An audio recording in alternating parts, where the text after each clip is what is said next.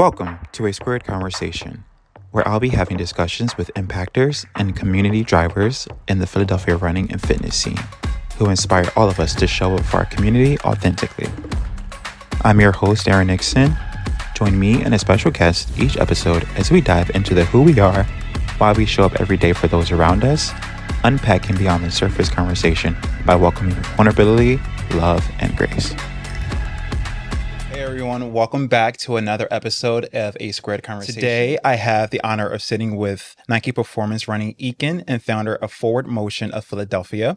Everyone, please welcome Aubrey Thomas. Thank you, my brother. It's a pleasure to be here, man.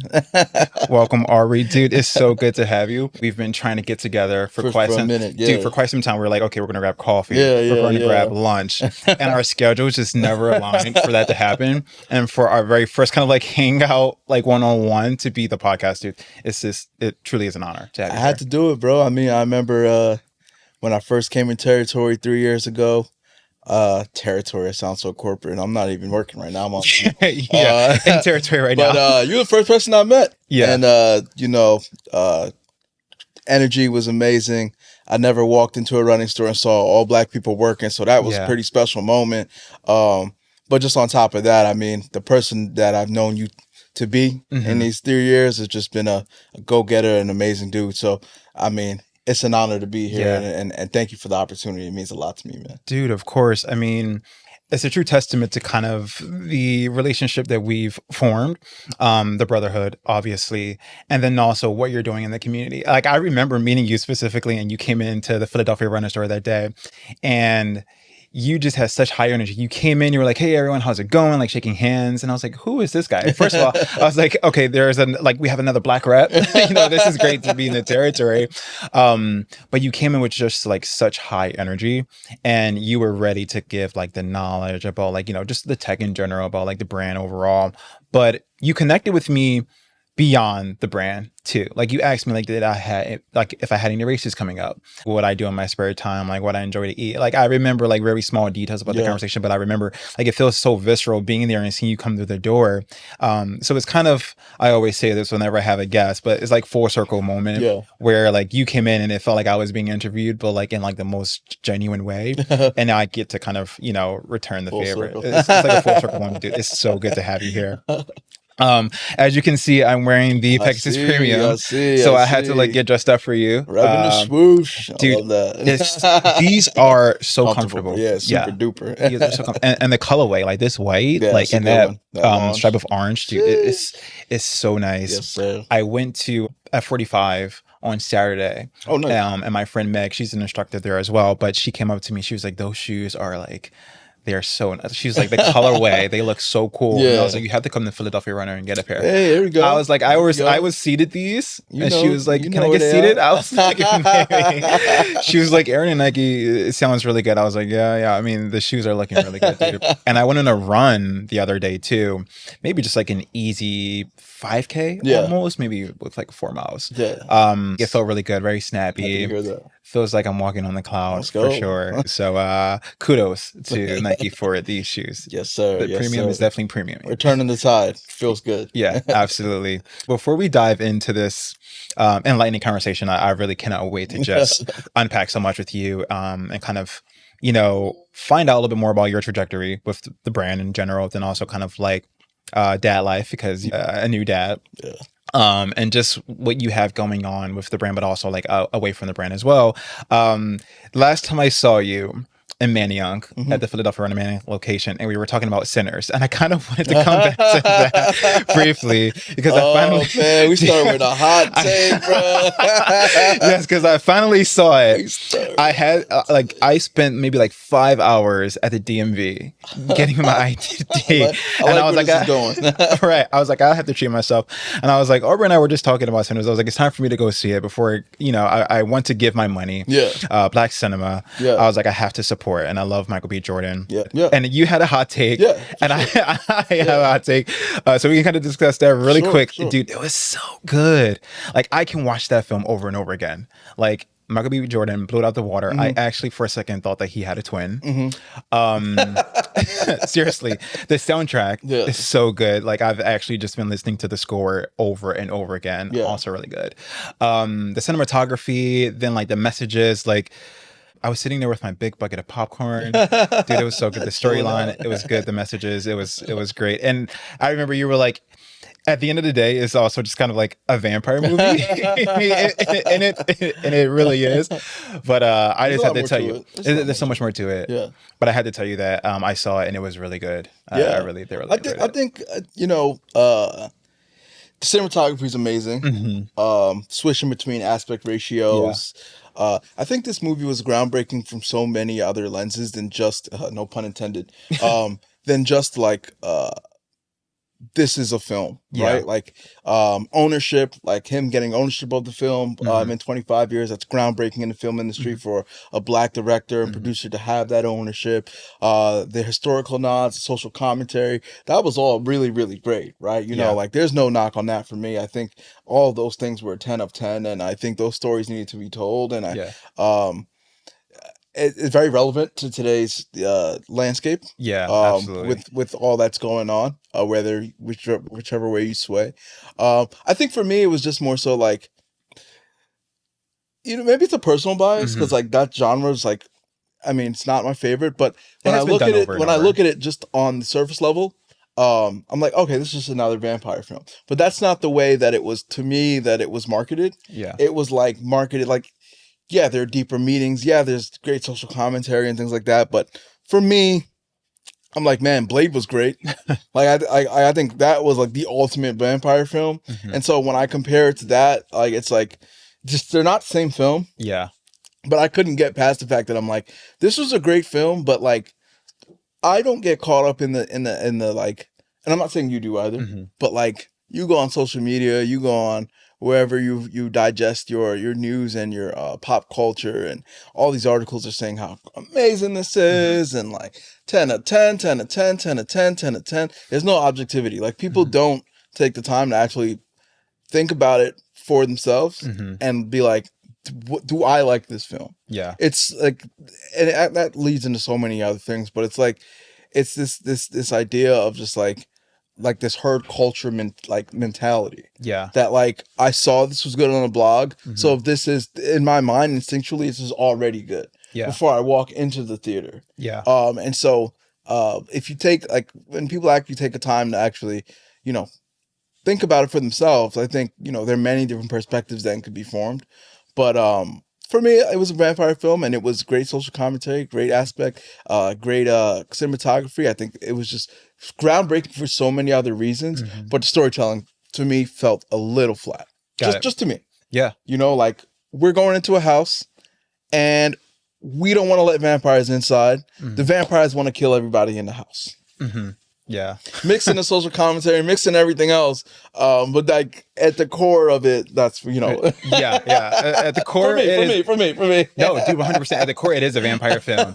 And also to your point about like, there is kind of like this herd culture that, just on the bandwagon, like 10 out of 10, it was great. And there is a hype. And I think, sometimes, especially when it comes to Black films, like, we as a community, the Black and brown community, we rally for our people. For sure. Like you think about Black Panther. And not to interrupt you, but that's the beautiful thing about this film. Yeah. It's one of the most beautiful things about the film because you don't always get a lot of us in a film, you might have one or two, and then the rest predominantly the rest of the cast is all white. Yeah. So it was nice to just, like, to your point about certain aspects of the film, right? You can appreciate. Oh, that was definitely one of them. Absolutely. So much more with like the storytelling, because I your point resonates with me about just being in the house and like, okay, like we have to invite them in, like it's the whole vampire of it all. I felt it did fall flat with like everything happening just in like one day. Cause I was like, oh, this is happening in one day. And I was like, how are they going to kind of, stretch this out a little bit?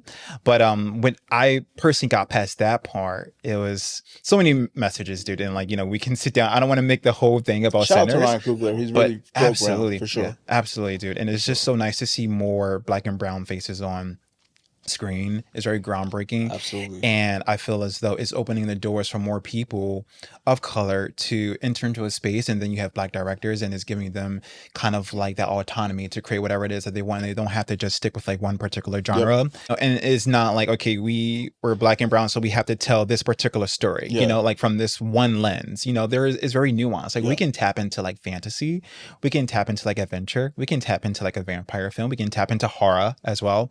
And all of that. So, and like, I was last conversation I had with Gags on the podcast, and I talked about how I cry on almost every film. I actually did cry at the end because I love storytelling. So that's why I cried. And yeah, dude, I just wanted to kind of let you know how I felt your about perspective. That. Like I had this argument debate maybe 2 times a week. Yeah. So, exactly. I appreciate the duality. Yeah, absolutely. But okay, let's kind of jump into, you know, the Nike of it all, and kind of like your career trajectory with being EKIN. How did that come about? Well, I guess before, what were you doing before you joined Nike? Yeah, so man, this story is a story of faith, I would say.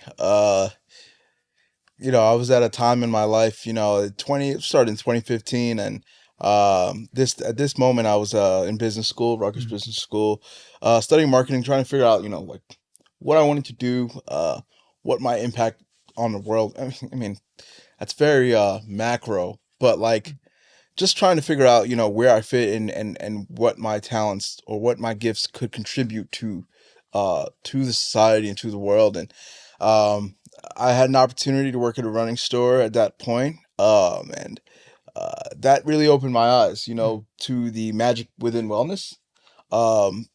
I remember, man, I would have so many conversations with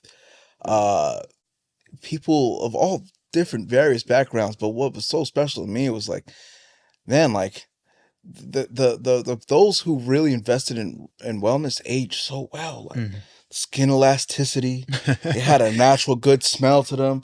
All those I value those things. So I was like, man, what are they doing? Like where is this fountain of youth? Like where can I tap into this? And I'd met at that time.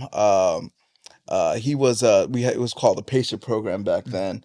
His name was Pat Ritchie, and he was very instrumental in just believing in me. I was always a swoosh kid, you know, always rocked and the Nike runners, Lunar Epic. Those were like the it running shoe at the time for Nike. So I was always very fully invested in that, you know, growing up in Bronx, New York and North Jersey, very Nike eccentric up there. And so I drank the Kool-Aid, and you know, it was just Nike or nothing for me. And so he realized that passion, but outside of just a brand, it was more so just like the passion to understand how these technologies and innovations that are created contribute to the overall wellness and health of others, and seeing that connection between these technologies and the wellness and this fountain of youth. I think this like magic place that people have found to age as gracefully as they have, and with the energy they have. I was like, man, like I need to tap into that. That is like that's a special thing. Yeah. And so my passion grew from then. 2015, I became a runner, and quote unquote. And it was really a very personal journey for me. Yeah. And I was there for about 2.5 years, and then I thought, you know, it would be time to, you know, I want to venture further in this space. School's coming to an end. How can I position myself? You know, Pat Ritchie did a great job of connecting with people in Nike, and but you know, I'm a big believer in what's for you is for you when the time is right. You know, and I'm a big man of faith. You know, God is at the center of everything I do in my life, and I applied like 15 times. I remember my ex and I. This is a funny story. We drove around to every Nike store in New York. This is before Nike had stores everywhere. We drove around to every Nike store in New York and handed out like applications, like physical applications. Yeah. I ain't hear back from nobody. I don't even know what they did with them. They could have put them right in the recycling bin when I was done. But I just had this drive and ambition to say, I'm going to make this happen. You know, like I'm big on manifesting. So I said, all right, if it's not my time, let me figure out another avenue.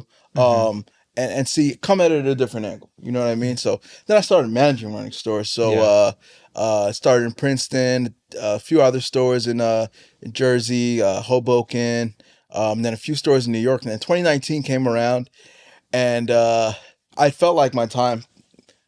I'd given the time that Yeah. I'd worked retail for a long time. I'd been in various managerial roles, and like thankfully, like I progressed pretty well, pretty quickly, in those roles and promoted, fast. And it was just an awesome journey. And but I felt like at that time, like I was just no longer inspired the way I'd been. And at that time, I felt like, man, Nike don't want me. Like, let me figure out what else, there is. And I was living on the Upper East Side at that time, making nothing a year. I was living with my ex at the time, and we woke up one Saturday morning. I was off from work. Don't know how that happened, because you know how retail is. Oh yeah, 100%. You're not getting off a Saturday or Friday. It's a war. Yeah. It's like Game of Thrones. They're like one weekend day a week, but I'm like, no, it's like two. And she's like, yo, why don't you apply? Like, there's why don't we just see what's available? My brother called me that morning and told me he got a dream gig, and I was like, all right, cool. So at this time, I was assistant manager. I was being considered for a management role at their largest location in the Columbus Circle. And I was like, all right, So I go online on Nike. I'm like, I don't know why I'm doing this. I knew they didn't want me already. And I saw a part-time role at Nike running Upper East Side, part-time. So I'd be demoting myself essentially. Yeah. But that is there are stages in life where leaps of faith are necessary to take you to your next. Yeah. Right. And so that is the moment of realization for me to say, like, okay, I'm already not making shit. I'm going to put myself in a position of making even less. Yeah. Because I believe that once I have an opportunity and my foot is in the door, then I can see this through. I will see this through. Exactly. And so I took the leap and became a part-time associate. They call them athletes at the store. I was there for 7 months. Really got into product tech, product knowledge, product training, because coming from Run Specialty, you know everything about technologies. And you know how to convey those to the consumers in a way that it's a special ability to do that. Exactly. And because you're selling product. Yeah. So it's like, okay, you have to believe in it to be able to make someone else believe in it too. Exactly. Like I said, it goes back to like, I am like this, what I am doing is impacting this person positively. Yeah. Like them making the decision to go out and do something for themselves, like that edifies the body, the mind as well, and the soul. Yeah.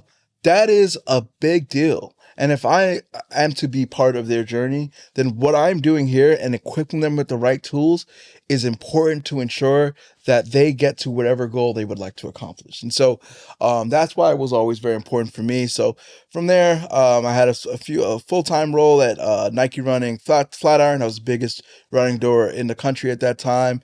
After a year there, I opened Nike Williamsburg in a management role. Wow. Had fun there training, developed some really awesome programs. Had the privilege of training some managers in the New York territory. I became like the trainer guy. That like my district leaders would come to me and be like, Aubrey, we need you to train this person. They're about to become a manager at the store. So I felt great. Like I was elevated to some sort of status within that territory and rat race, which is New York, which was awesome. And then 2022 came, another moment of faith and leap. You know when your time is up. You can feel when your time, it's like when you've invested everything you can, because in a weird way, people start to work against you when they know, I've realized this, like when you are at the precipice of evolving to your next self, everything comes in the way to ensure that you do not see that through. And for me, like the most important thing in that time, and for anyone, is to mute out the outside noise and remain on your purpose. Yeah, wow. That's because, like I said, what's for you is for you. And so, at the time, there were people who were just getting on me about the most micro of things. And I was like, this is my time. So full circle moment. People who knew me from 2015 at the Run Specialty store I worked at were the same people who were on the interview panel for the Nike running gig. Wow. And they knew me, and they already knew I was a great storyteller and was very passionate about wellness and seeing people through in their journeys. And um, it all connected, and it was privileged and had the Yeah. honor to enter this territory. The second home to me in Philadelphia. Yeah. Spent a lot of time here growing up. To start this journey, and that was at Yeah. what, 2022, 2021, 2022. Wow. And it's been a fun ride since then, I must say. Aubrey, man, that's inspiring, dude. That's amazing to take on so many different roles, right? Yeah, And to lean into like that community and the running space, right? I feel like, the running community can really have a positive impact on someone, yeah, whether that's like, your mental health, your physical health, and even can cause you to pivot in like a job situation, right? Like, it's so 100%. many people that I've known, even myself, leaving something that's like more corporate to take a lesser pay in some instances, depending on like the position that you have, where you go into a space that's just like, run focus, and you're like, okay, like this is what I want to be because the people around me or in this community are so vibrant, Yeah, and they're yeah, so positive to be around. You can see that they're really trying to make a change, directly or indirectly. yeah, They just have a positive impact on yeah. people. And yeah, wow, there's so many points that you brought up, especially about like what's meant for you. You cannot miss anything that's meant for you. And you feeling and having this really gut feeling, because I've had it too before, where I feel like, okay, I'm like, it's time for the next chapter of my life, Mm, whether that's career wise, whether that's like with a friendship, like, okay, does this continue to serve me? yeah. Is something feels off? um like, what were the moments for you? Did you feel as though that your purpose was kind of higher in a way, that was just not serving on the retail store level, where you're like, okay, like there's something else for me that I know that I can do, whether it's with Nike or anything else? And I think so. Someone we go to Summit annually every year in Portland, in Oregon, and uh one of a great mentor of mine, she told me, she was like, don't go for the position, mhm, go for the task, go for the responsibilities, go for like what you're going to be doing. So mhm, even prior to me becoming an EKIN, and I'll get into what that is, mhm, but even prior to that, my entire goal was like, I'm gonna wear the vest of what I mhm, want to become mhm, while I'm in the position I'm in. So I never saw it as like, okay, I'm managing this retail store. mhm. I saw it as an opportunity to bring others along your journey, which is Yeah, also super important. At the time that I was promoted, there were 3 other people within that location who were promoted to corporate roles as well, yeah, who were a core part of my training team, which was really awesome. Um, but for me, it was like, all right, this is a role, this is a job that I'm in. What am I inspiring to be? mhm, Where do I know I can be, and how do I implement elements into my position at mhm. this moment? Yeah, Because a job title is just a job title. right. You know, there are many people with job titles who should not have a job title because they don't have an ounce of creativity in their bones. Um, but you have to say to yourself, title aside, because you can get so caught up in that, what elements am I adding into this role daily that will ensure that I'm bringing people along my Mhm, journey, but I never lose sight of what my mhm, impact is. mhm, This brick and mortar doesn't contain what my impact could be. mhm, This is just a step in that process along that journey, and um, it's so interesting. People, I get the question a lot, how'd you become an Ekin? Because it's a very high mhm, sought after role. We're the storytellers of the brand, we're mhm, in marketing, we get to connect with people, and in a really, really genuine way. mhm, And it's like, how do you even know about this role? We're mhm. kind of like the Mandalorians of the brand almost. Yeah. Um, it just comes down to like understanding that like you are here as a vessel Mm. to my number one goal in life is like, I am a vessel to allow others to see their greatness through. Yeah. And through that, I am elevating too. Like through Yeah. that, like when I can see someone and Mhm, see that growth, I'm edified from that, and I evolve through them. It's yeah. kind of like a vicarious process of evolving through others. Yeah. Um, but that's kind of been my mantra my entire life. It's like, how can I position myself to be most at service to others around Mhm, me? Through that, the path was always made clear. Yeah. You It know? sounds like you found your purpose. And I feel like you find your purpose and you find your passion and you find a way to bring it into your day-to-day work. Yeah. You know, Yeah. even if someone isn't necessarily enjoying like their 9 to 5, they're like, okay, like this Yes. is monotonous, like, you know, it's routine, like I'm getting exhausted, it Yeah. doesn't feel fresh, I'm not feeling energized from it. You can find a way to bring what you're passionate about outside of that into work, and your passion for connecting with people, and Exactly. helping people Exactly. find, you know, their purpose in life, and also just connecting them with like the right people with the right product. You brought that into your workspace, which Yeah. allowed you to elevate not only yourself but also others around you, you know. And you took that approach, and when you, going back to the point of, you're not going to miss anything that is meant for you, it is Yeah. always going to find you no matter what. But you have to be the person who's ready to receive that opportunity when it comes knocking. Yeah. Because you got to think of like the scale, and the impact and the reach that you're going to have in the community. Absolutely. Being an EKIN, right? Like, okay, like if you had got that job a little earlier, would you even have had the mindset to be able to go Yeah. into the role? Yeah. Had you not, you know, maybe had the closed doors, closed opportunities, but your resiliency through all of that to be able to show up now and be where you are for the community, being an EKIN, like that is the true testament of like resiliency, but also like patience, Yeah. and also building character, Yeah. you know, and also becoming the person that you're supposed to be along the journey to your destination, you know, if even if it's not long term, but like you have so many tools, you have so much knowledge, and a little bit more of the education, and also like Yeah. the wherewithal and the things in your Yeah. wheelhouse to be able to show up for the community in a way that they need you to, but also in the way that you need to Yeah. as well, by serving into like your purpose. And it sounds like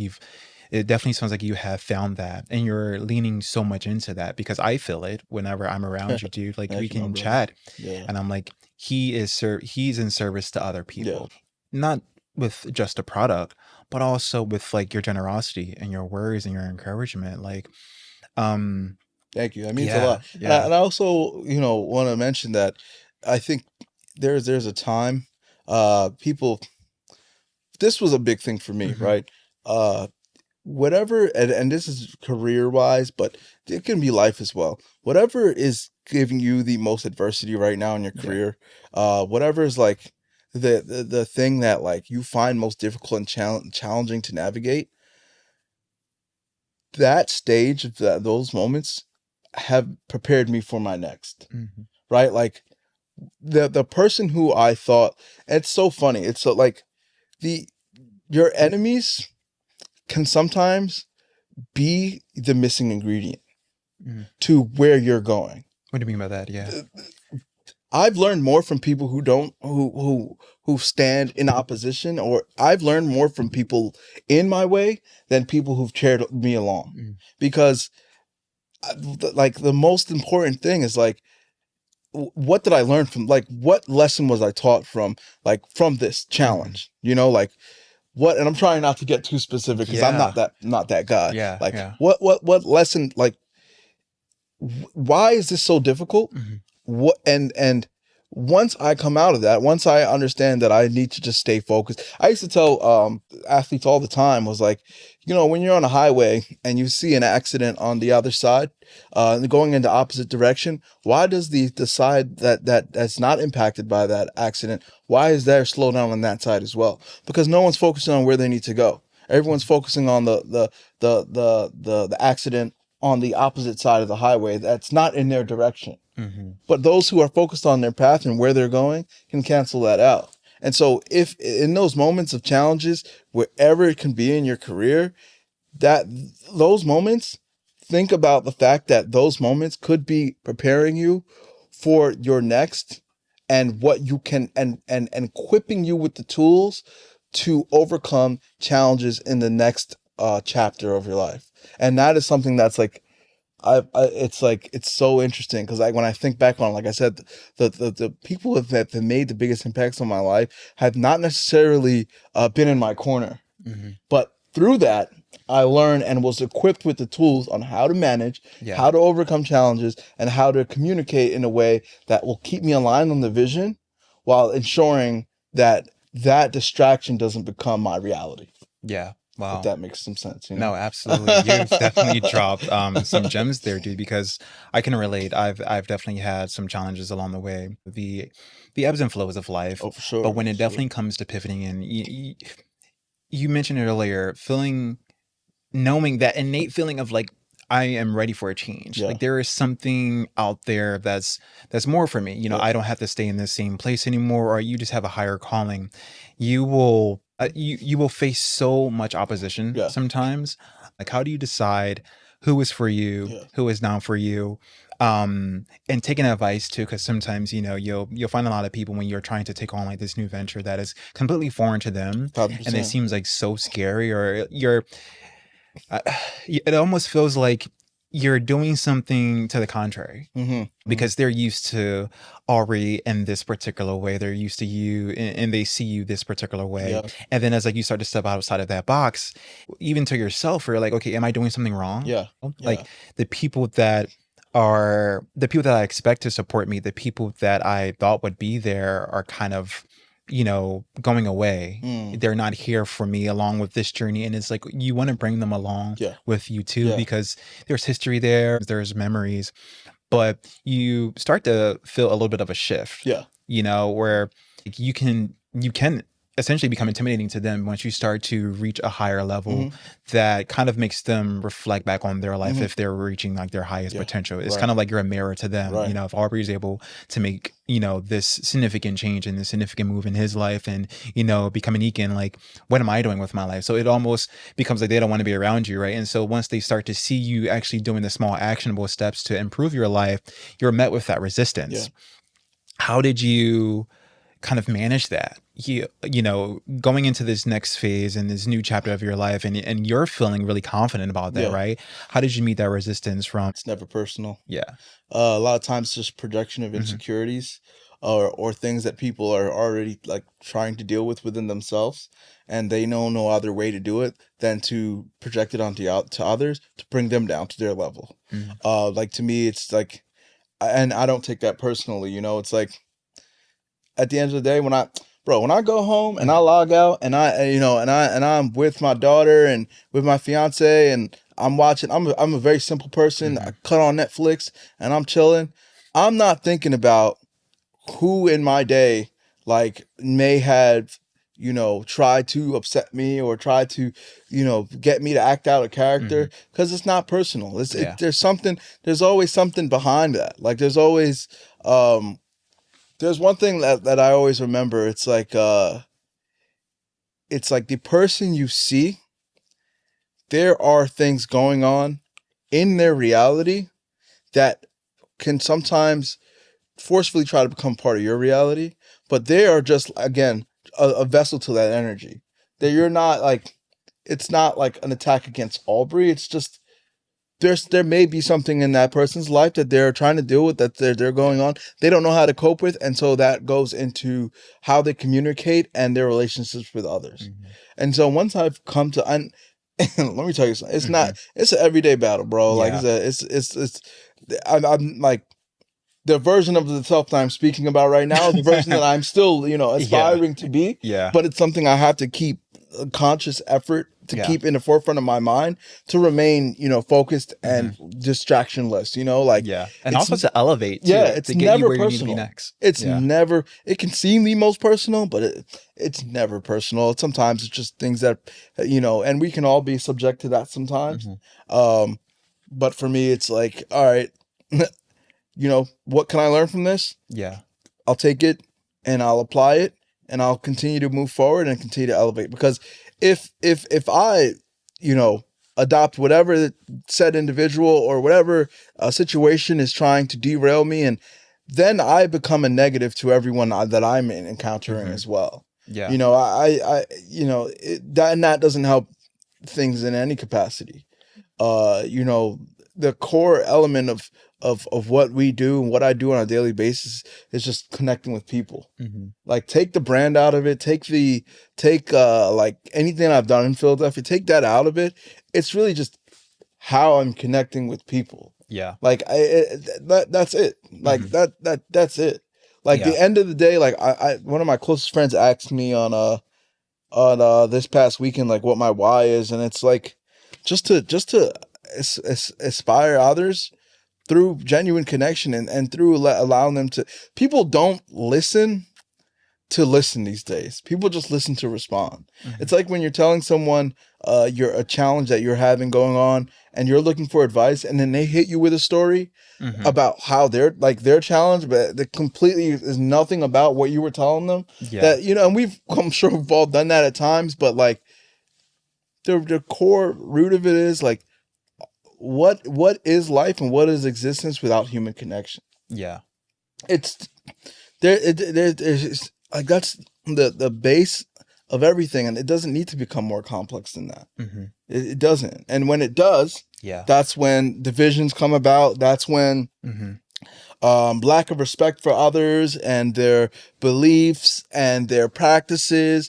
That's when all that comes about. But like, who are you? Yeah. You know what I mean? Like, we're just people. Like, Yeah. I'm just helping you. I'm here to be along your journey. Yeah. And you're a part of my journey. Yeah. Let's edify each other. That's my word of the day. Yeah. Instead of bring each other down. And that's like the part of the, not to get into segue, but it's the part of the world right now that like really saddens my heart. You know, it's like people don't know how to mind their business, number one. And then people don't know how to respect one another, even when there are differences. Yeah. And like, that just goes back to, again, like remaining focused, remaining like understanding that you're here to connect, and you're here to, you know, elevate, and you're here to build with others. You're not here to destroy. I feel like in and who are you to think that you are? Exactly. You know? Like, yeah. Dude, I feel like in certain ways, into your point, super Aubrey. deep, but no, absolutely no. I love it, dude. Please, yeah. That's what I was talking earlier before we started. We were kind of like, the conversation can take on like a road of like this is an outline, but yeah, no, this is great. I feel like people find it challenging to connect more these days, you know, because we are looking for like that instant gratification. You know, we have so much at our fingertips to just, you know, especially with you think about social media, you can just scroll. If you don't like something, you're going to keep scrolling. And to your point about, you know, we have to give each other grace. Not to get anything personal, right? Like, especially working in retail, you learn that if someone comes into the store and they may have a little bit of an attitude, they're a little bit more like cold and, you know, curt with you and let me brief.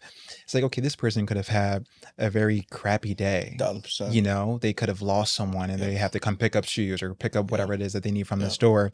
And so, not necessarily projecting, but like you're getting that energy because that's what they've dealt with earlier in the day, right? I always take the approach, if I had an interaction with someone very random throughout the day, and it wasn't something that like, you know, was very positive or uplifting, or, you know, and I feel like not every interaction needs to be like super uplifting and encouraging. No. This is like very pleasant and kind. But if I have like someone who just, you know, doesn't necessarily match my energy of being pleasant and kind, I'm like, you know, I'm not going to take it on the chin. You know, like you said, not take it personally, because at the end of the day, you just never know what someone else was going through. And we're constantly going through things in life. We're constantly, you know, and I mentioned this in my last episode, we're constantly becoming, we're constantly evolving. And about your point of the climate that we're currently in, it weighs heavily on so many people. Mental health, the physical takes a toll on a lot of people. And we're all still trying to just find our community through this wild forest that is there. And it's like, how are you able to do that, right? But we don't know how to connect. If you have I've experienced sometimes having a different opinion from someone if we're talking about something that, you know, is a very important topic. It could be very problematic or political, or whatever it may be. And it's like, oh, you think contrary? Or I've witnessed other people kind of shutting down automatically a conversation because the other person doesn't necessarily agree with them. And it's kind of like, okay, I want to hear you out first. You know what I mean? Like, tell me why you think that way. I'm not going to automatically just write you off. I want to be able to connect with you, you know, and that we're all just human at the end of the day. And I feel like if we continue to give each other more grace in this space to just be ourselves. Yes, there are some things that are like right and wrong, you know, obviously. And in your experiences and your impressions in life affect how you view someone else. 1,000%. But we still sometimes just being able to understand where someone comes from takes a lot, and that involves being able to connect with someone on a deeper level that is just you. And that, to your point, going back full circle about being in service to others, Aubrey, you're able to lean in and connect with people and, put anything that you may have going on in the mind and the body aside to be able to help this person elevate, help this person shine, help them realize their fullest potential, and you're able to connect with them and give them grace. Yeah. And that's why you're able to show up every single day and do what you do, because you have that mindset. You go into it with that way of thinking. Thank you. To add on to that point, people who've worked in the service industry, I have a special place in my heart for anyone who's worked in the service industry, whether it's bringing dishes out at Applebee's, working retail, cleaning shoes, whatever. Like if people, those who've worked in the service industry, I've noticed, are just way more empathetic towards whatever may be going on in someone else's lives. Like even in this corporate space that I work in, I noticed I know the people, and it's no shade, but I can tell the people who came right from college and got this position, and I can tell the people who took an alternate route and worked in the service industry for some time, because their perspective on care and how to treat others with differences and navigate communicational challenges is just like spot on. Like they know how to navigate their space with care and understanding. The toughest thing for me is when I have to work with people who aren't caring and understanding for another human. Like I'm not just a person who has this job function. Like I'm a human being. Like it's so funny because, not to get in the weeds, but there are a lot of collaborative opportunities that come about in this position, and a lot of times it comes down to like, how did I connect well with this person? I remember we had the conversation before we even got on the pod, like you're like, I bring people up here who I genuinely connect with, and people who I feel like really really actually care about me as a person, and like really really that human connection is the first thing, like that because when you are working with someone, all of those things will come into play. And your ability to navigate an obstacle along that challenge, whatever you're looking to achieve, is going to come down to how well you connect with that person on a human level. And if I feel like, even it could be the greatest opportunity, if I feel like there's something that doesn't allow us to connect organically, then I'm more hesitant to take on that opportunity, because it's like that friction will result in the ultimate, like whatever the final product is, that could be a little bit distorted because of the friction that came about during the process. And so like human connection for me is always like the number one thing. Like, is this person like a good person? Like a really good person. And like, it doesn't take much to do that, like it does. We're all fucked up in some way, form, faith, some imagination, but at the end of the day, like, you do meet good people, and then when you do, you want to naturally incline to say, how can I be a part of this person's journey? How can I work with them? How can we elevate? Because something magical will come of this. Exactly. Even with those moments, because you said just like that chemistry, that connection, that communication, if we don't have that, like, okay, like maybe this isn't for us. You know what I mean? And we can still have and I like to kind of break it up into kind of like very like surface level interactions versus like a deeper connection, right? It's always still respectful. Very, very respectful, right? You can understand and you respect someone, but I can also not necessarily want to align myself with like everything that you want to do. Exactly. And the values also, you have to protect your mental. You have to protect your mental. When I was with Daniel Burnett, who is the rep for Nashville, he says something. Shout out to Daniel. Shout out to Daniel. He used the analogy almost of like, when you're with a brand, or even if it's just you and you're a community, or you're in the running scene and, working at a running store, and you're partnering with like bigger brands or aligning with like a running group, for instance, right? Like you're like a blank canvas in a way. And like, they're the artists, they come with like the tools and they come to paint, but at the end of the day, like if it doesn't align with that particular canvas, what is it going to really be? Honestly. Right. So it's kind of like you're the canvas, and you're allowing, this community, this person, if they're collaborating with you, this brand, to kind of like, sell you their idea. If it's out of the line, okay, this does not fit the canvas. The picture is too bigger for the canvas, or this is too small for the canvas, or it's just not going to work. And I feel like you only are able to find that out if you do the small things, those small connections of like going out for coffee. Like that is something that is so simple, just to ask someone for coffee, you know? But now it'd be like considered old school, right? Yeah, yeah. But like that's the dopest thing. Like, it's so dope. You can learn so much about someone. Yeah, like you do not get to know anyone off Zoom. This is my camera right here. Like, yo, like I will take a Zoom call with someone after I've met them in person. Because like Zoom creates this facade, like anything through a screen allows someone to be a variation of themselves who they're not truly. Yeah. When you're around them personally and you can really feel that energy, that's like the magic sauce. But like everyone gets caught up in this Zoom reality or a synthetic reality that Zoom helps to contribute to. And it's like, yo, let's like, if you're right down the street from me, let's link up. Why are we even connecting on Zoom? Yeah. You know what I'm saying? Let's vibe off each other's energy in person, because like this whole thing about like, yo, let's schedule a meeting. I hate when people tell me that. Calendar invite. Because I'm like, bro, like just text me. Yeah. Like just hit me up. Like and truthfully, I'm not the best texter. But you're so honest about that though, because you'll be like, because even with me and you'll be like, Aaron, just double text me sometimes. Or double text me, bro. I'll be like, okay. I was like, are you sure? Just because you didn't hear from me doesn't mean I don't want to connect with you. Yeah. Like just like text me, call me. Like, you don't have to schedule something with me. Like, we're in this time where everybody feels like everyone's being inconvenienced and shit. Like, bro, like if I'm genuinely here to help, I am in service to others. That's one thing I learned from my brother Saeed. Shout out to Saeed, All Cap Studios, one of the best design houses in Philadelphia. His whole mantra is like to be in service to others. Yeah, and that in service can be to get a cup of coffee. Yeah. And availability is the best ability. Yeah. You know, so at the end of the day, for me, it's like, man, if Zoom is the next step, it's not the first step, because I cannot learn anything from you or about you unless it's utterly necessary. If you live in like Reno, Nevada, or somewhere, and I'm in Jersey, and we got to get a call to get something going, obviously Zoom has its purposes, but I mean just in the sense of like it's overused these days, you know, and people are forgetting the value of like just that. Let's go grab a cup of coffee.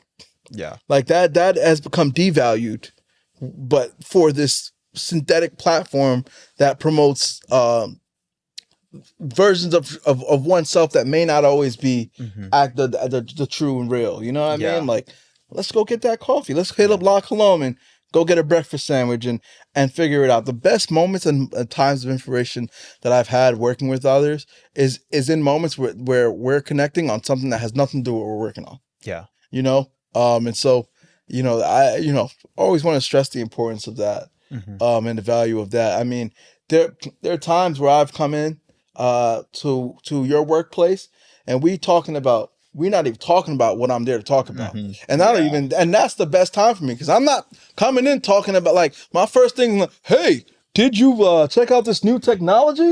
Man, that could take a back seat to how you doing today. Yeah. You get what I'm saying? So true. And I think so many people value that more.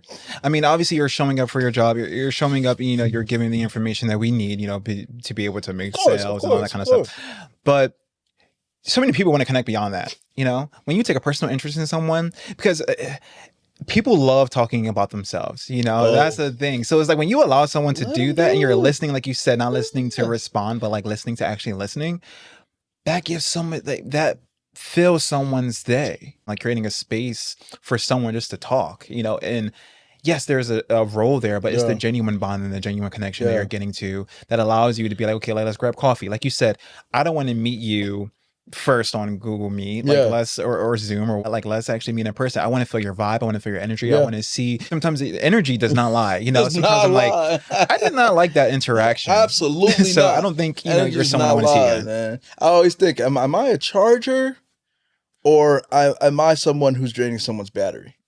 Like when I wake up, am I going to be charging people's batteries around me, or am I going to be taking from their energy? Because that's a ripple effect. That great conversation we could have had that morning could inspire you to do something that evening that completely alters the landscape of your life. And I believe in those ripple effects.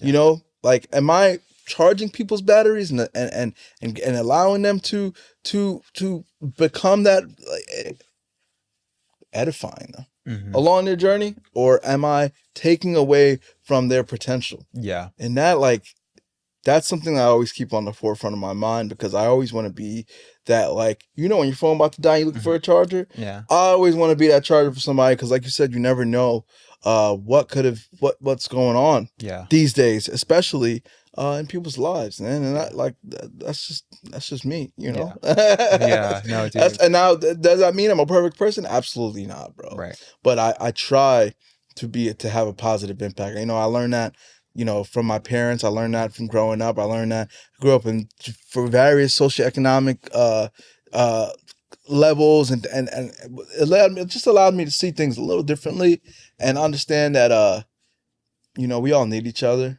Not to be cliche and sound like Barney, but you know, I want to charge your battery. Yeah. I don't want to drain it.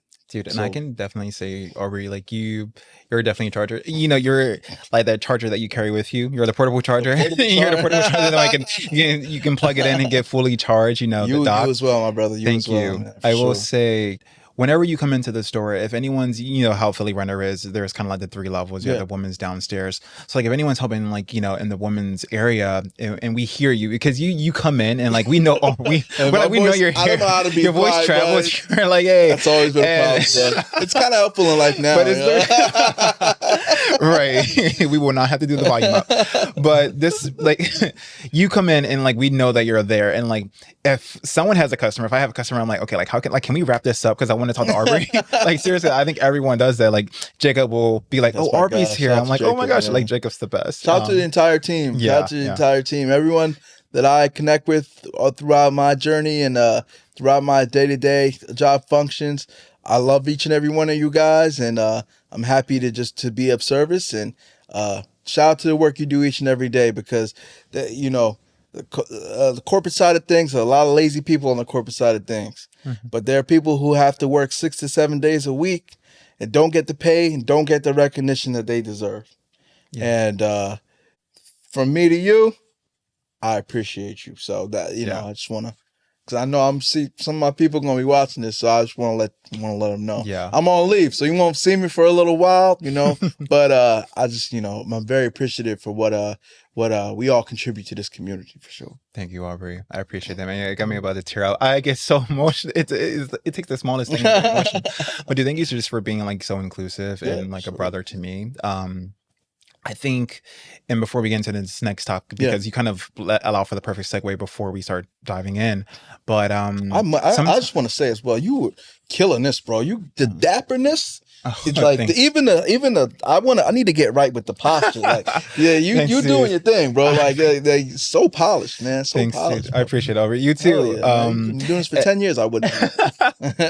and to your point, once again, and being inclusive and accepting people and meeting people where they are. Yeah. Thank you for meeting me where I am, and thank you for meeting other people where they are, but also like in just the Black and brown community, because sometimes in a space that, you know, there's only very few of us, especially as you move higher up, you know, in your career trajectory, corporate or with the brand, whatever. There's space for all of us to eat at the table. You know, we don't, sometimes in the past I've experienced like there's like this internal competition where like, okay, like there's another brother, like there's another, it's like, okay, like, do I have to outshine them? Like, why are they so friendly with this person? And it has changed throughout the years, you know, but I do want to say, like, I appreciate you just making room for everyone to eat and everyone at the table, from people from all walks of life. And, you know, just being that for me too. I always have to give flowers where flowers are due, you know? Same here. We can be our worst enemies sometimes. We can, yeah. Man. Like, man, end of the day, I'm just here to help another brother out. Yeah. You know, like, I'm here to help everyone. I'm here to help everyone, but I really cherish those who look like me within a space that was once not accepting for us. Yeah. So, you know, we're forging a path, and we're pioneering a way. And there are going to be challenges along that way. You know, we can get really deep on that for another episode, but Part two. We are forging that path, and there's going to be obstacles that come along the way, but let us not be our own obstacles. Let's figure out a way to, you know, help each other out, because, you know, there's not many of us in this space. Yeah. You know, and it's an honor to be a part of it. You know, it's just important. It's important. Yeah, it's important. let's not be our own enemies. Yeah, sometimes for sure. I kind of want to discuss a little bit, kind of like two topics in one.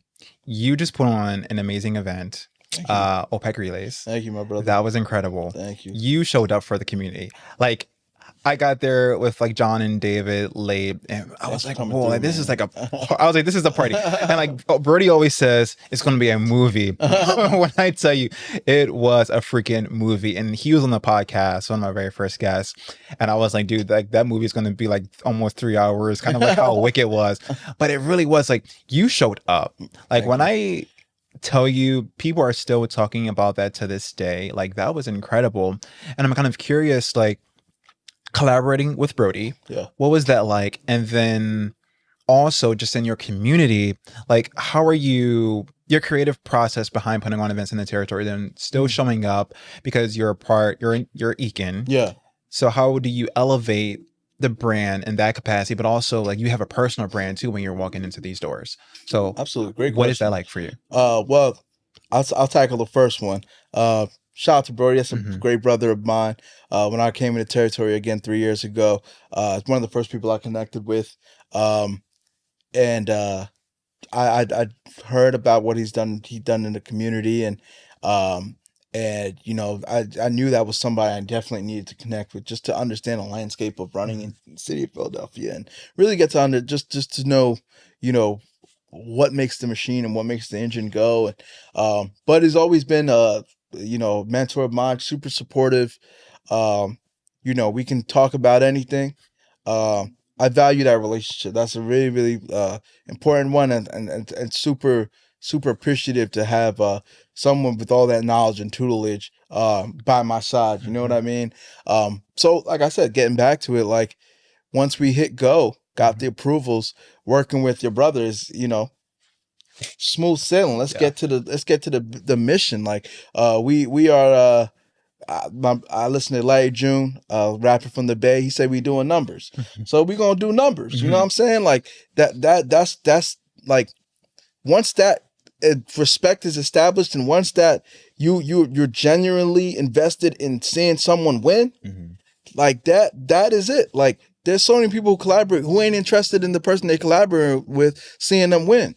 When the passion is there, when you're able to, like, when that's there, man, like we've been working on this from January, having meetings with my running team, getting the logistics together and everything like that. We knew we wanted to be involved this year, and we knew Brant had done it in the past, and we knew there was an opportunity for us to elevate it and figure out, you know, what story we could tell. And so, you know, OPEC Relays is a big story for the city, one of the largest unsanctioned races of the year, and we thought it was a great opportunity. It coincides with Penn Relays, one of the most historic track and field events. As a second generation Jamaican, has always meant a big deal to me. I came every year as a kid. I pull up with my parents. It's part of the reason why I live in West Philly. Pull up with my parents, get a beef patty, and go watch some track and field. I remember seeing Usain Bolt there, Shelly Ann Frazier.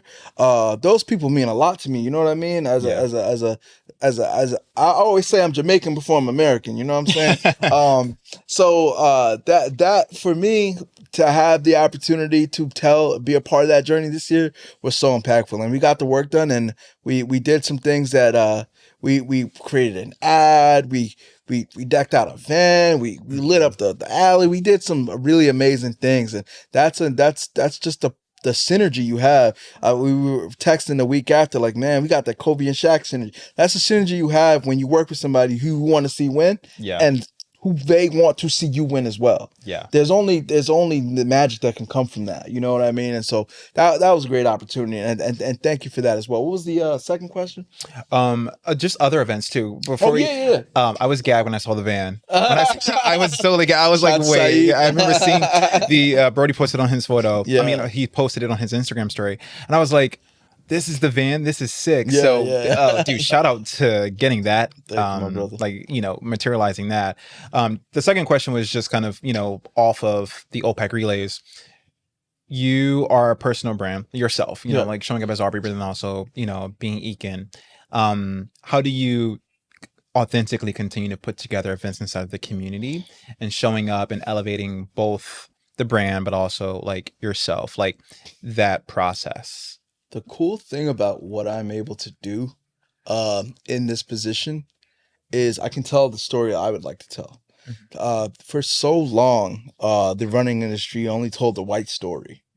Only told, like, I am someone who seeks to highlight those within the margins and tell their story. Because for so long our stories were never, they weren't the ones that felt important. They were always kind of like on the back burners. And accessibility is key to wellness. It's key to like to feeling like you can, you know, like if the door is closed and you don't know the code, you're not getting in. But if there is no keypad, you can walk straight in. I don't ever want there to be a keypad. I want people to know like this kid, I'm black, will always be black. Woke up black this morning, and when I go to sleep, I'm gonna be black again tonight. I'm just here to just to keep the door open. Yeah. For anyone.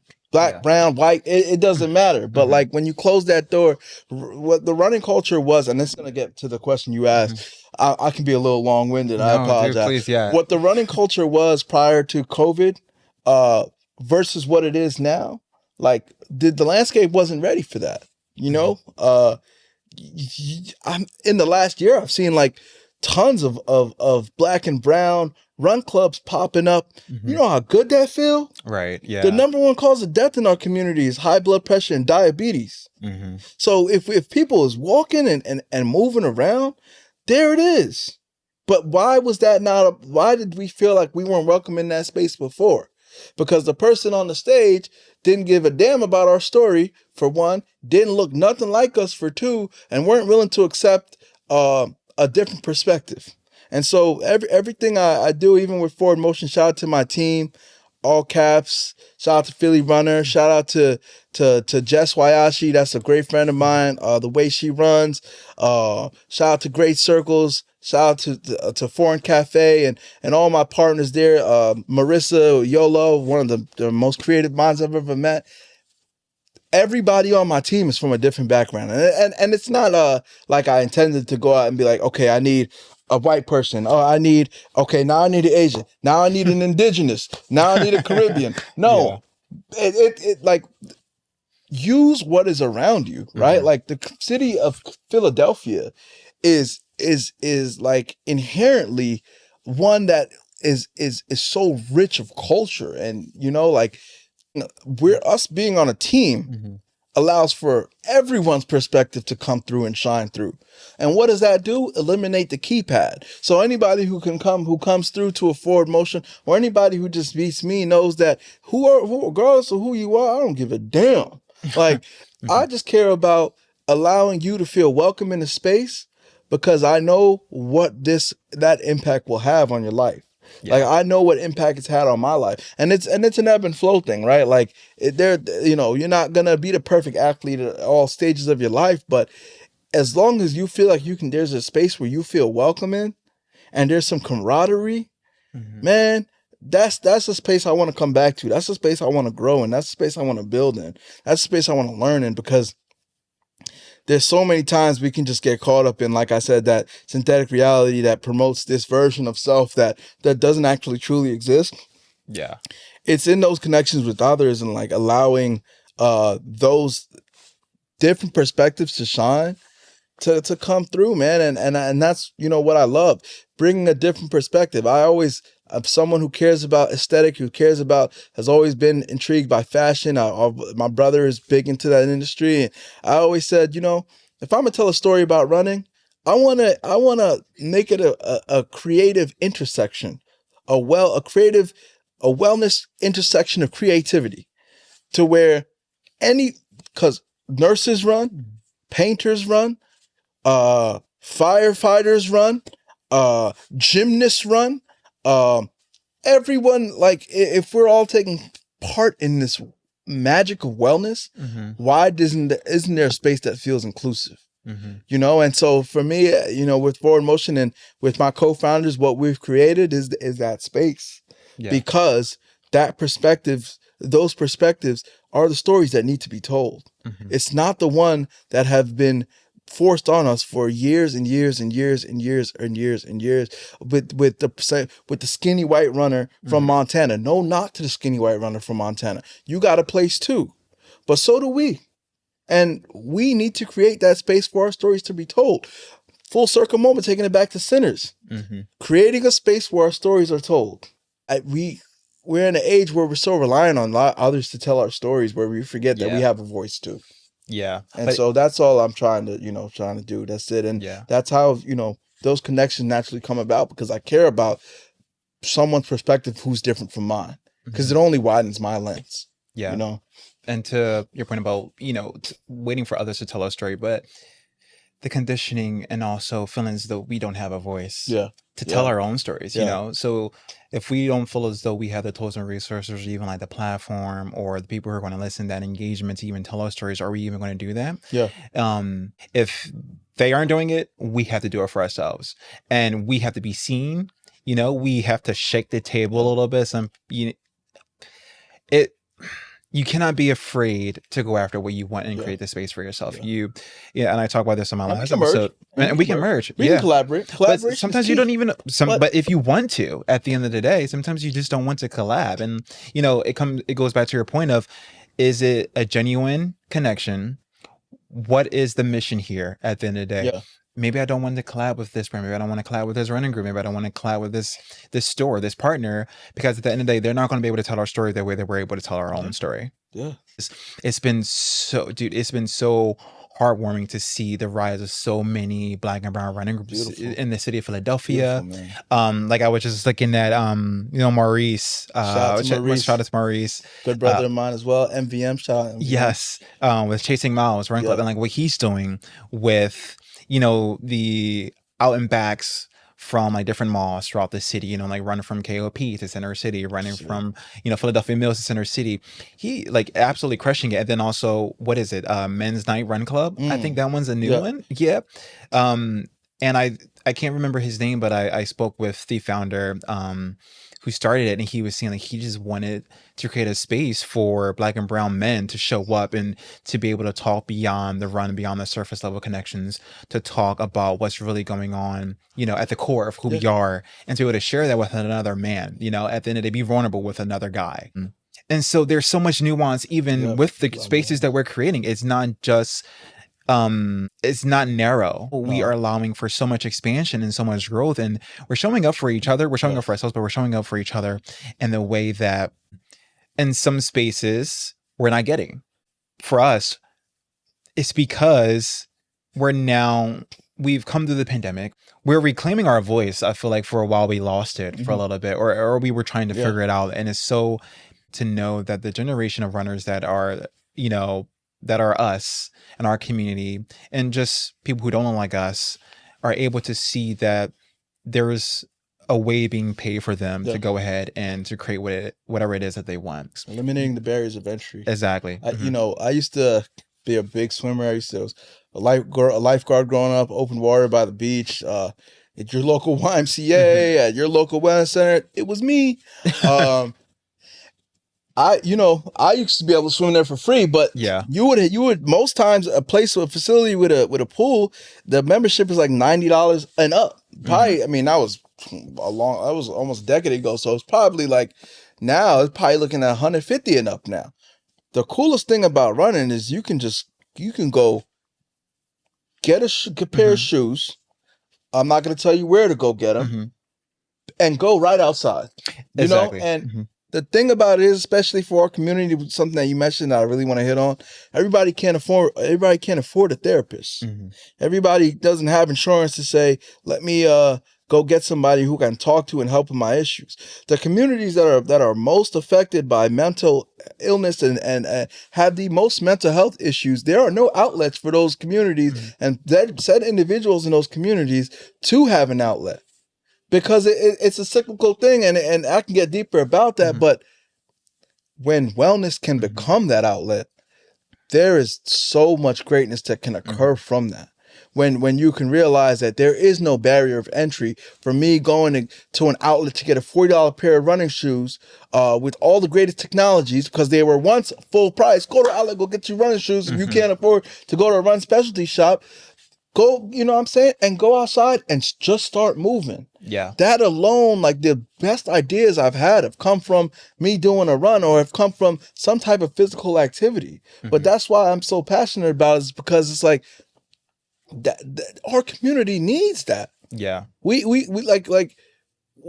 can't be too naive to the fact that there are that like the landscape now is changing in a way to where like we can tap into wellness as a source for mental relief. That has been the biggest thing for me, especially running through the pandemic. Yeah. When I was, locked up in my room, and there are people who go through the most heinous atrocities on the mental every day in these impoverished communities that don't feel like they have a resource or don't feel like they can afford some type of outlet.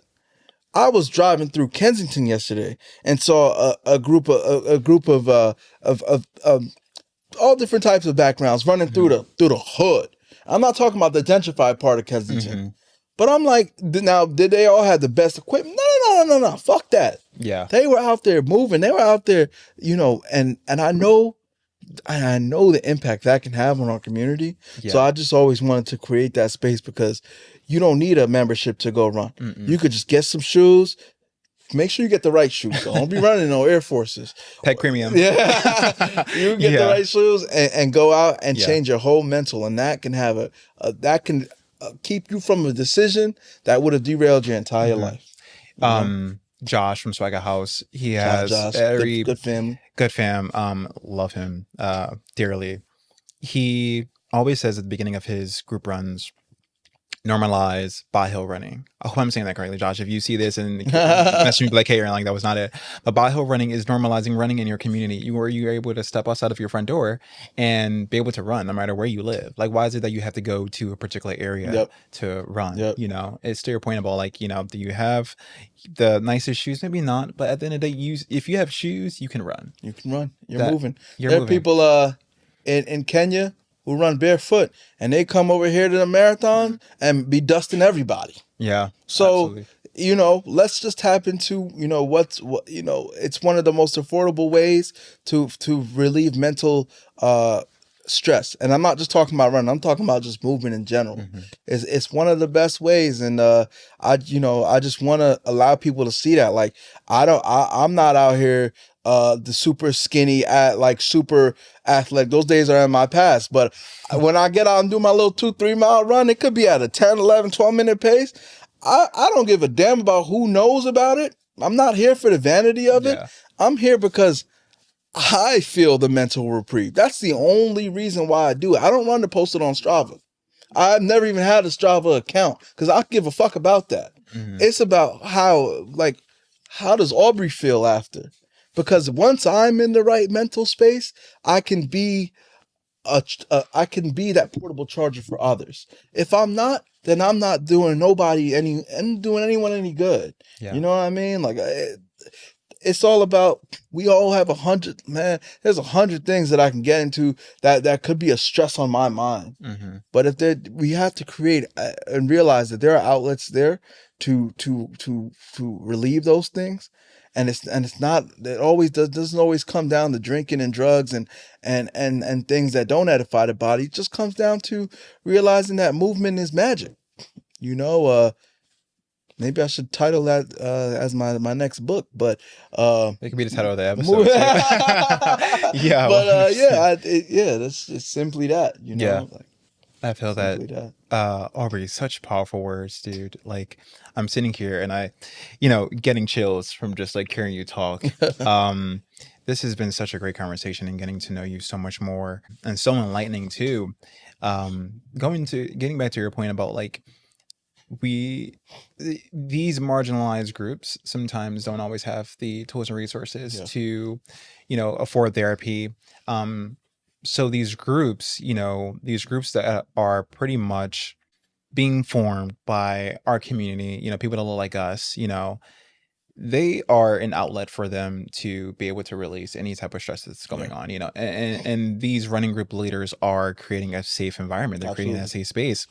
And I just kind of want to give the flowers to these groups because, you know, for me, you know, being a double minority, right, being Black and then also being gay and trying to find a space, where do I fit in, right? Because at the end of the day, like there's also like a stigma of being like queer within the Black and brown community. So it's like, oh, like automatically going into it with kind of like this notion or this perception, like, okay, if I go into like this one particular group with people that just solely look like me, they're not going to accept me because of a stigma that we're trying to break, you know. And also it still very much is, but also at the same time I feel like there's a little bit more accepting to it these days. They can't accept you. They exactly. They ain't even the right. Yeah. They ain't even the right people, bro. Yeah. Like, man. Yeah.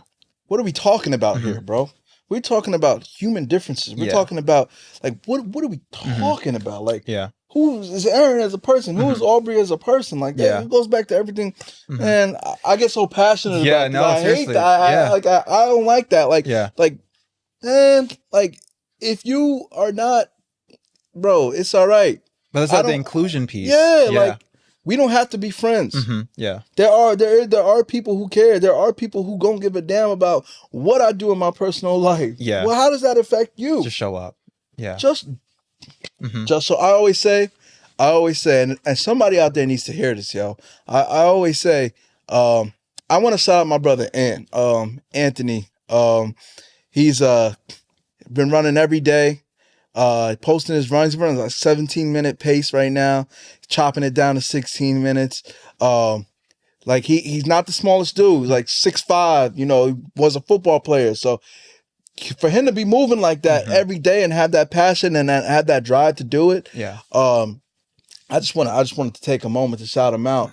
But those are the things that matter to me because we all don't look the same. Yeah. We all don't have the same past. We all don't have the same perspective. But there's something that can be gained from that. Yeah. And those who fail to realize that don't go anywhere in life. Those who fail to realize that your difference in perspective can allow me to see a wider lens and understand more, even if I may not fully agree. Yeah. Those are the people who have a hard time with progressing because they're not willing to understand that it takes different perspectives to elevate. It just takes different understandings to elevate. Like those ain't your people, and if in 2025 that's the reality, then they gotta re-strategize where they going. Yeah, because it ain't going anywhere far. 100%. Ain't not going anywhere far. You know? Yeah, dude, you'd be so surprised. But it's crazy, man. I will say, and I only occupy spaces and I only go into spaces that I feel safe in, you know, but also, you know, when you and I were talking earlier at the beginning of this conversation of like doing the work to realize like not taking everything personally and also realizing like who you are, you know, through like the ebbs and flows of life and the resiliency and like the strength that it takes to do something hard and unpacking like, you know, whatever it is internally that you have to unpack, right? To be able to, you know, meet and show up for your community. That's what I had to do. And I realized like not taking everything personally, understanding everyone's perspective. It comes full circle to us being able to give grace to other people and also give grace. And if I am showing up to these runs, or even if not showing up to these runs or these groups or these places that I feel I'm automatically in my mind going to feel rejected by, right? If I already go into it or have that notion or I've had that perception, had that idea, what am I doing to add to the solution? Yeah. You know, maybe step into that space. Yeah. Maybe it's not as difficult as I think it's going to be. You know, maybe they are going to be welcoming. Maybe they are going to be inclusive. Maybe they are more progressive than what I've experienced in the past growing up in the early 2000s and the 90s and all of that kind of stuff. So I want to say like for me, it has healed the inner child, but also it's a constant healing for me to show up to these spaces and to see more of us creating our own lanes and creating our own running groups and allowing you to show up however you are and who you are, you know. I'll talk to people, Aaron, just show up. We want to see you, you know, like I want to connect with you. I want to grab a coffee with you. That makes me feel seen. And I have 5 little brothers, you know, so I'm the oldest, you know, 30. I think the youngest is maybe like 15. 1994, Cole, bros. forgive me if I got, yeah, 1995. I'm in Aries, April 2nd. But like, I don't have any older siblings. So for me, this has been kind of like a way when I show up to these group runs, when I sit down with you and I connect with like Brody, you guys are like my older brothers to me. Like, so when I'm able to show up, like Leroy Miles, you know, Josh from Swagger House, and all these people that are in the community who are taking up space in the best possible way. And they allow me just to show up as myself. I'm like, wow, this feels safe. And it feels like I'm leaning into family. You know what I mean? So it has allowed so much growth and so much healing for me as a person. Full circle back to just being a testament of like, you know, inclusivity, community, love, grace, and also stepping into like your power and knowing what you have to offer the community, what you have to offer to your friends, what you have to offer to your family, the people that you come in interaction with. Aubrey, you're doing incredible things, and you're, you know, in sometimes in certain professions, you will get this, you know, like in the medical field, but like you're changing and you're saving lives, but you really are. You never know the impact that someone can have when you, a runner said hi to me and saved the trajectory of my life of wanting to commit suicide. So you just never know the impact that someone has on you, or you can have on someone. So lead with love, lead with intention, attention. It should never feel intimidating. And it should never feel intimidating. Wellness should never feel intimidating.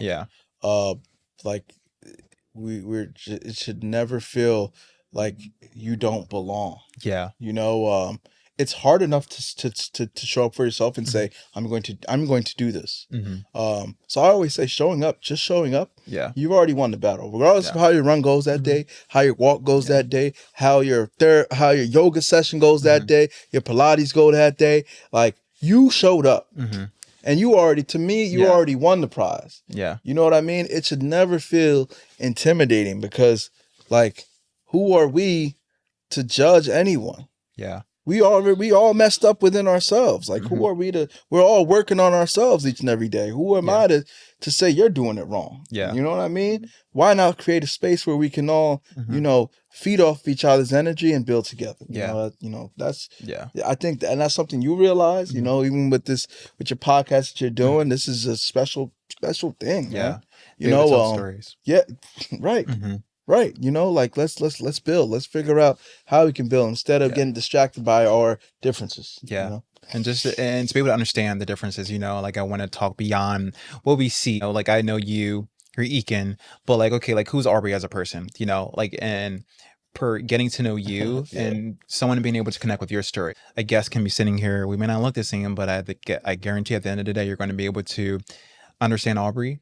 You're going to be able to understand Brody. You're going to be able to understand Janelle. And some experiences, gags, some experiences that we have as humans are very universal. Loss, you know, a breakup, like those experiences are universal. So you can understand someone else's perspective on that particular experience and have a takeaway. Okay, like, and it makes you feel lighter. Absolutely. You know, like how Aubrey approach this conversation with someone, approach this life event and life circumstance can impact me.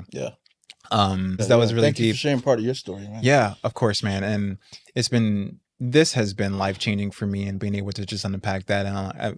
This is what I want to do. I want to be able to sit down and have a conversation with someone that we may all know and love, you know, who's showing up in the community, but let's kind of dig a little deeper, you know? And I want people to understand you and understand me, and also to just allow each other the grace. And at the end of the day, you may not be able to understand. Someone can listen to this and not be able to, okay, like I didn't understand Aubrey, I didn't understand her, I still don't understand them, and I can tell you my entire story. You can tell your entire story, but at the end of the day, there is a community for you who will, and someone will resonate with your story.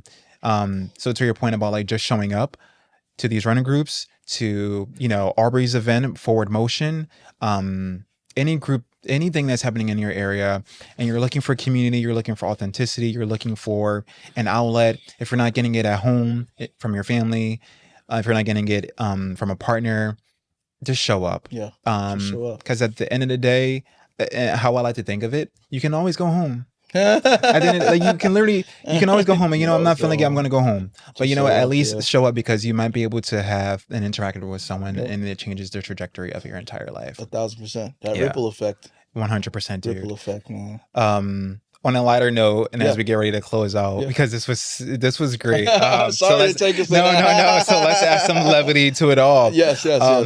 we talked about, like, you putting on events within the community. Mm-hmm. So at the end of the day, Aubrey, how do you unpack and unwind? Like, what are some of your personal activities and hobbies that you just enjoy doing to kind of get back to the center of who you are after doing so much in the community? I try to, like I said, I try to get my run in at least 5 days a week. Sometimes that goes better, and then others in certain seasons. It's been a rough season thus far. You know, I just had a baby girl, and so Congratulations. just trying to find some type of thank you, my brother. Just trying to find some type of rhythm is good. But for me, like tapping into that inner child that you mentioned is so important. Like I like to get some Legos, like some Technic Legos. I put those together. Fun facts about me: I like to watch car reviews. I'm a big car guy. I can't tell you all the components that make an engine, but I could tell you, like, I love. I used to go to the car show with my dad every year. I like walking my dog. I love spending time with my fiance. That's my best friend.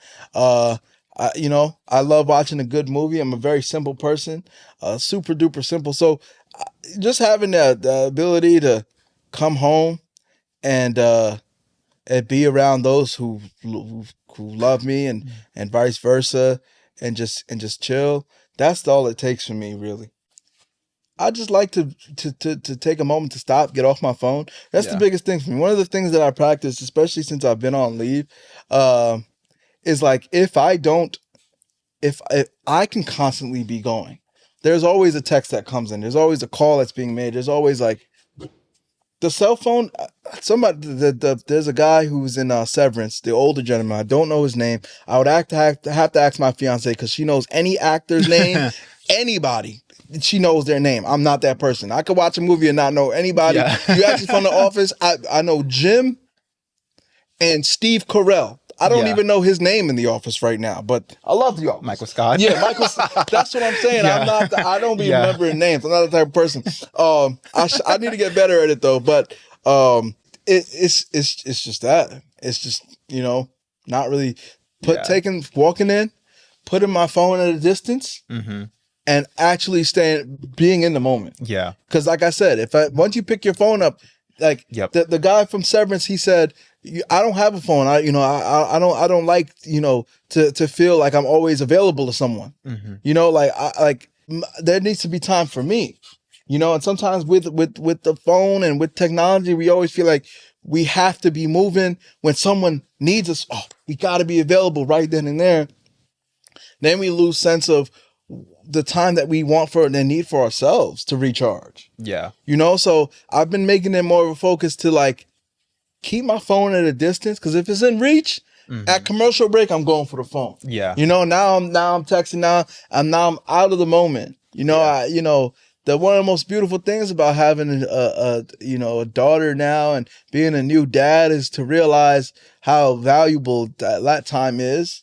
And because when I'm back at work, it don't matter what day it is. Like my phone is there's always a conversation being had, always a plan coming up. So it's important to recharge through the recognition of taking moments for yourself. Yeah. Scheduling time for yourself. Put everything you want on your calendar, then put a block for those 2 hours saying me. Mm-hmm. And have that time for yourself, because you gotta, like, that inner child and that person who you are, like, we don't always make time for that. Yeah. But like someone like us, we always are looking to make time for others. Mm-hmm. But it's important to make time for ourselves as well. One of the biggest things in the run community is people don't know how to recover. People know how to run 5-minute miles, 4-minute miles, but don't know that recovery is just as important, because if you don't recover correctly, you're going to be pulling your hamstring every other day. Your IT band's going to be messed up every other day. You're going to have shin splints every other day because you're not recovering. Yeah. So just like we apply that to physical activity, applying it to self is important. That's do whatever you want to do. Nothing is corny. Yeah. This is what you want to do. Exactly. When I'm building my little Lego piece, I built a Koenigsegg car the other day. I had a blast. Yeah. Like, I'm just building the Lego by myself. Like, you know what I mean? It's what you love to do. Feeding my baby, building the Lego. But that's, I'm having a blast because I'm recharging my battery and I'm making time for me. Yeah. And it's important. We got to make time for ourselves now these days, because we get overly consumed, and that's when anxiety and all these things. But like, there's always going to be someone who needs you at all times throughout the day. Yeah. You also need you though. Yeah. So you have to show for yourself. Make sure that you're showing up for you. You know, you can show for other people, but when you need yourself, are you showing up for yourself just as much as you're showing up for other people? And that's not an easy thing for people who love to be in service for others like we do. It's not an easy thing to do.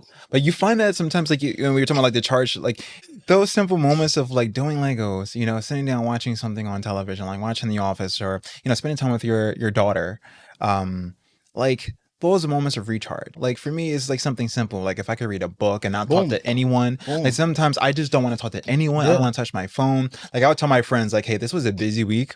This is a busy 2 weeks. I'm taking a quiet day. So don't text me. I want to sit down. I will watch One Tree Hill reruns, which is one of my favorite ones. I love making playlists on Spotify. So like I'll do that. Send me some of those. I was definitely sending some, dude. If like, you hear that in the event, you're like, oh, this sounds familiar. What's next?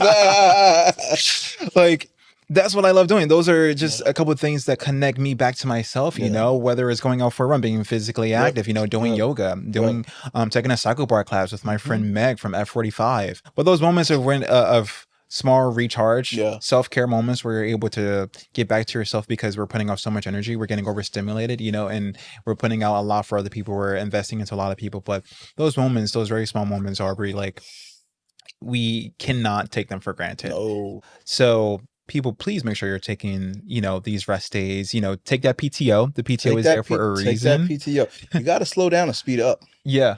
You got to slow down and speed up. Like take that time, take that recovery because you need you as well. Just like everyone else needs you, you need you as well. And you cannot be the best version of yourself for others if you're not the best version of yourself for you. Yeah. You know? Absolutely, man. So, and I'm listen once again, I know it sounds like a self-help book, but it's a book that I'm reading too. You know, like it ain't a book that I've mastered. Like it's a book that every day that I have to, you know, remember and aspire to be. You know, it's funny. One thing I told myself the other day, I just found there were moments where I was just more impatient than I usually am. I was in a funny story. I'm a random guy, so you'll hear a random story. I was in Connecticut with my fiance and her family. Spent some time there after the baby was born because she's got like 10 aunts in one town. I'll use all the help I could get. You know what I'm saying? So we went to go pick up her prescription at the CVS, and the line, it was a drive-through. The line was like 10 cars deep. 10 cars deep. And I was sitting there for like 20 minutes. We were getting ready to drive back to Philly. So that's another 3 hours. So I was sitting there for like 20 minutes. I'm like, what is going on? So I'm talking to my fiance and she's like, just take some time. Like, just take a second. Right. I'm like, man, like this is just taking too long. You know what I mean? But at the end of the day, like, grace, you got to give yourself grace, you got to give others grace, and you got to just take some time to be patient sometimes, which is something I'm definitely trying to master more, patience. But you know, there should never be a moment where you're not working on something of yourself, like for yourself. There should never be a moment where you feel like you are the perfect human being and you have nothing to work on. That like self-reflection has been like one of the most important things for me, you know, like always realizing, taking a moment to step back and say, could I have done that better? You know, and how can I take whatever, there's never an L, there's always a lesson, and apply that to my next, you know? So I love that, dude. To your point about like elevating and growth and, you know, having that self-discovery, I have found I'm in this chapter and season, especially just turning 30. Shout out to you. Congratulations, thanks, buddy. My brother. It feels different, don't it? It does feel different. Even just in here, it feels so different.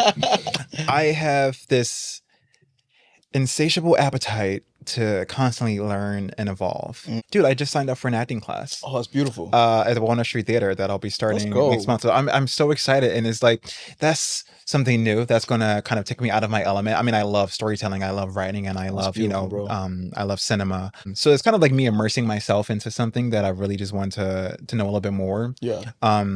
But to your point about like just sometimes taking up something, or you should constantly, not everyone will, but having the curiosity to learn more about yourself, you know, and give yourself grace and have that patience, you know, those moments where you're able to sit there and be like, you know what, okay, the line is long. What is this teaching me right now? It goes back to the lessons of like what is teaching you, because if you're patient with that, you're going to be patient with everything else. Yeah. Yeah. And I go into it with the mindset of Unbreakable Kimmy Schmidt, which is like this sitcom on Netflix.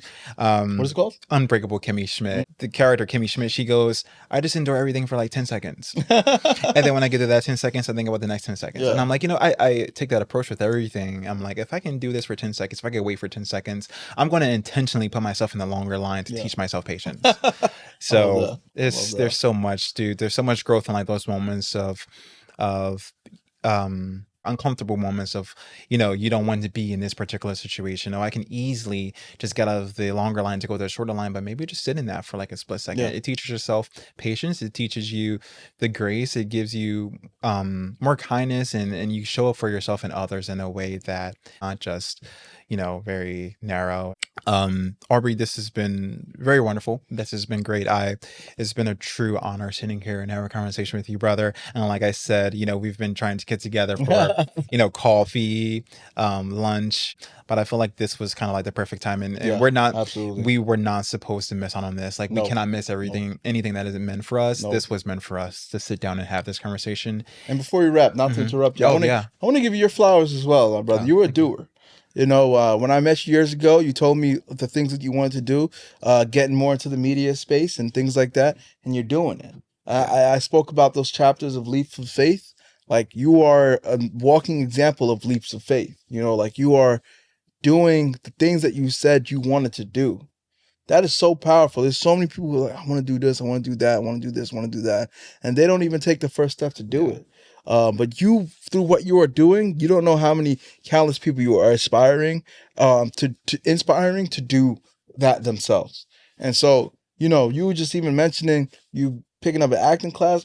I remember when our first conversation, you talked about how you wanted to get into that space. So hearing you say these things, seeing you do these beautiful episodes with great conversations and stories, many kudos and flowers to you, my brother, because it takes like courage, determination, and belief within self to understand that you are like you're doing it. Yeah, you're showing up. Yeah, like you're showing up. Like, just show up. I remember I was in New York. We had a work thing, and one of the speakers was like, "Just show up," and that sits with me every day. Like, whatever it is you're doing, like just show up. Mm-hmm. Like, you don't have to be the best at it. You don't have to be perfect at it. You're gonna learn along the way.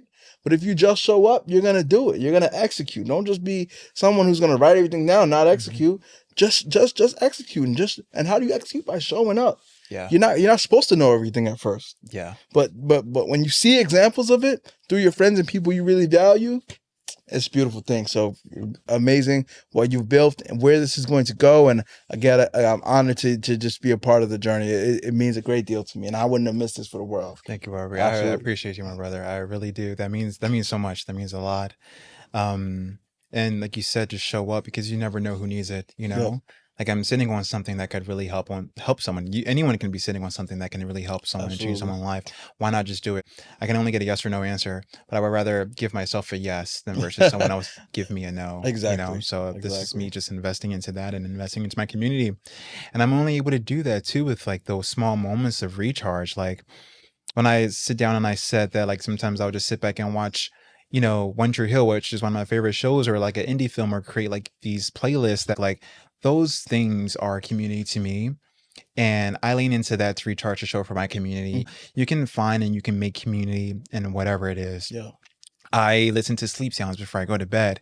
And it's so interesting because you'll see the comments from other people who are also listening to this sleep sound.